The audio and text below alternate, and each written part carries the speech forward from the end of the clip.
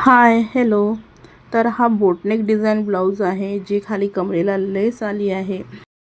कमरेला लावल्यानंतर थोडीशी लेस वाचली होती, त्याचे मग मी छोटे छोटे 5 लटकन तयार केले आणि ते वरती गळ्याला लावले आहे. त्याचे छोटे छोटे जे 5 लटकन तयार केले ते डायरेक्ट न लावता त्याला थोडंसं पाईपचा सपोर्ट करून लावले आहे, म्हणजे ते थोडेसे खाली दिसून राहिले. आणि जे हे बक्रम पेपर आहे, ते बक्रम पेपर मी आधीच कापून आणि अस्तरला प्रेस करून ठेवले होते. त्याचा मी व्हिडिओ वगैरे काढला नाही. तर याची गळाखोली मी 4.25 इंचची घेतली आहे.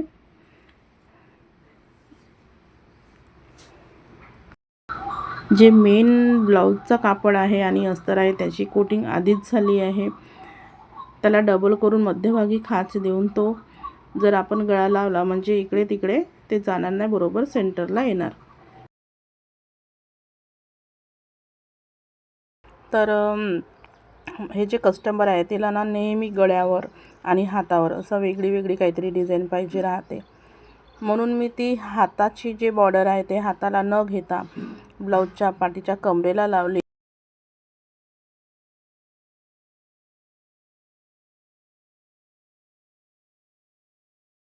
आणि हा पातळ कापड असल्यामुळे मला एक हाताची वेगळी डिझाईन सुचली होती, म्हणजे जशी बलूनमध्ये.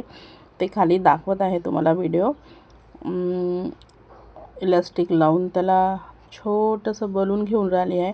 त्या पद्धतीने मला ते हाताची डिझाईन घ्यायची होती, म्हणून मग मी ते बॉर्डर ब्लाऊजच्या कमरेला लावून घेतली.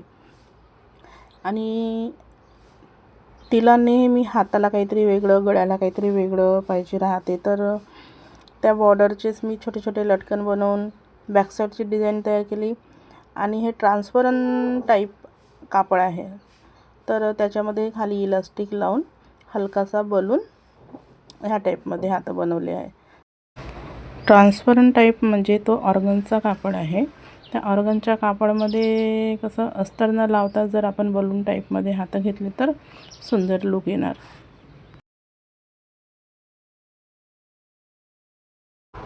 त्याला हे अशी प्रेस शिलाई केल्यानंतर कच्ची 5 नंबरची शिलाई पण देणार आहे. आणि मग जेव्हा त्याला ते हात शिलाई केली तर ते 5 नंबरची शिलाई आपण काढून घ्यायची आहे.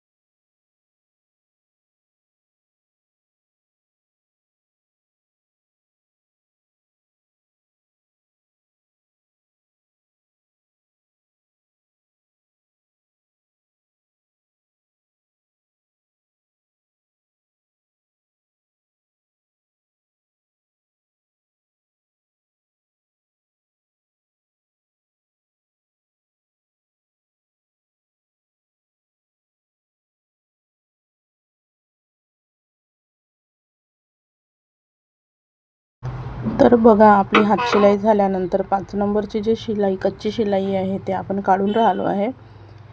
आणि मग त्याच्यातली जे छोटेसे बॉर्डर आहे उरलेली, त्या बॉर्डरचे आपल्याला छोटे छोटे लटकन तयार करायचे आहे. बघा, एकदम छोटी बॉर्डर आहे, त्याचे छोटे छोटे 5 लटकन तयार करायचे आहे.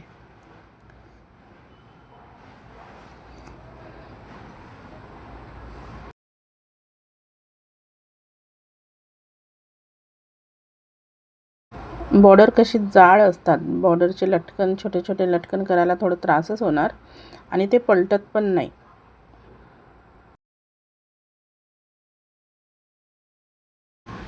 जाड बॉर्डर असल्यामुळे जे लटकन ते पलटत नाही, तर आपल्याला ते पेचकसच्या सहाऱ्याने असा कोंटा बाहेर काढून घ्यायचा आहे. आणि अशाच प्रकारे आपले 5ही लटकन तयार झाले आहे.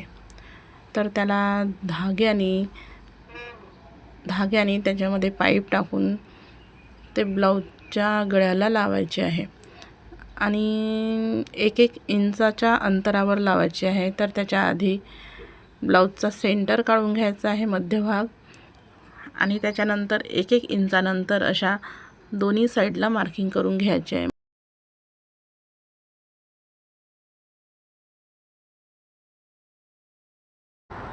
जर आपण असं डबल फोल्ड करून मार्किंग करून घेतली, एकाच वेळेस सारखीच मार्किंग आल्यामुळे त्याच्यातला अंतर कमी जास्त होणार नाही। एक लटकन वर किंवा एक लटकन खाली असं पण दिसणार नाही आणि मधात येणारा गॅप सारखा येणार।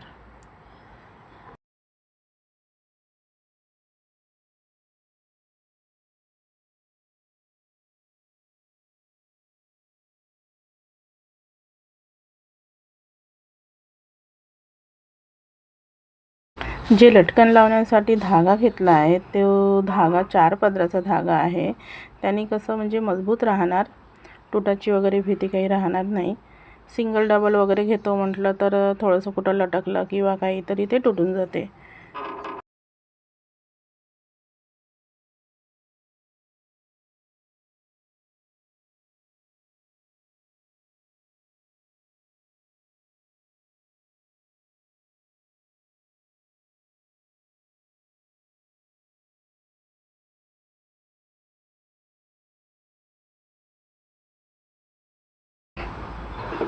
तर अशा पद्धतीने आपले 5ही लटकन तयार झाले आहे। तर बघा, आपला ब्लाऊजचा गळा असा दिसून राहिला। मला ना काही असं समजा काही कोणती बॉर्डर वगैरे उरली ना तर फेकूशा वाटत नाही। तेच कुठेतरी कामी लावून त्याचीच आपण काहीतरी सुंदर डिझाईन बनवू शकतो असं मला वाटते।